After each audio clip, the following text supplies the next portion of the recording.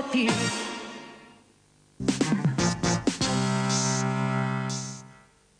Evo sada vrlo rado ćemo popričati sa našom dragom gošćom Gocom Lazarević. Dobar dan, dobrodošla.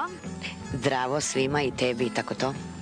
I tako to, jel dobro? Evo nas na Zemunskom keju pored reke i ceo ovaj ambijent nekako me podsjeća na putovanje, na more.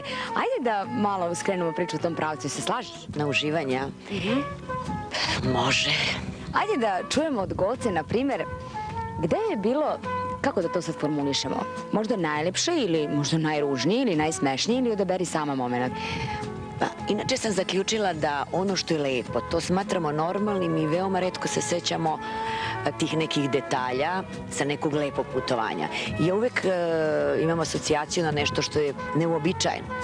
Te recimo, jedno od zimovanja pre nekih 15 godina smo išli na Sinaj u Rumuniju i onda se po Crnom kursu menjali su se dinari u ove leje i sad, pošto to treba švercovati, mi smo išli autobusom, jel, i švercovati od carinika, ja sam te leje koje sam zavila u novinu gurnula u kesu sa šećerom, jer nosiš kafu, šećer, jer Rumuni za Boga nemaju ništa, mi ćemo pocrkamo tamo, jel, sve smo to nosili i ja zamotala, tu je bila neka silna lova, ja mislila kupujem, to sam se tek tada kućila, te tepih, te porculan, te svašta nešto i sve sam to zavila i stavila u šećer.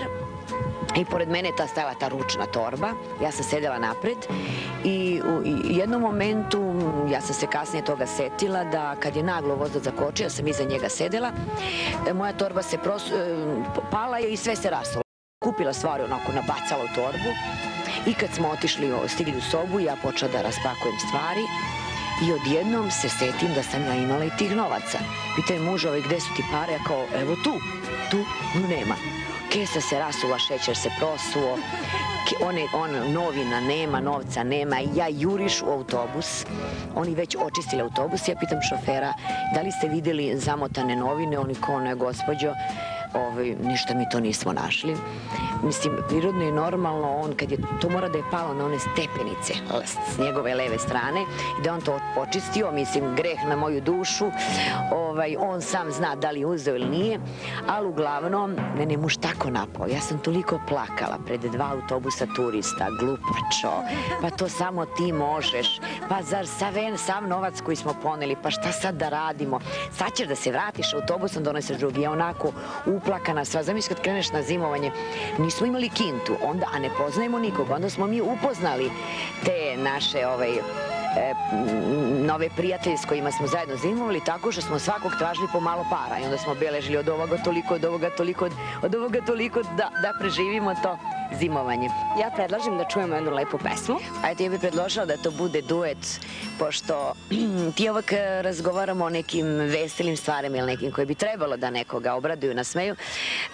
Ova pesma ne bi trebalo da nasmeje, ali je recimo šaljiva.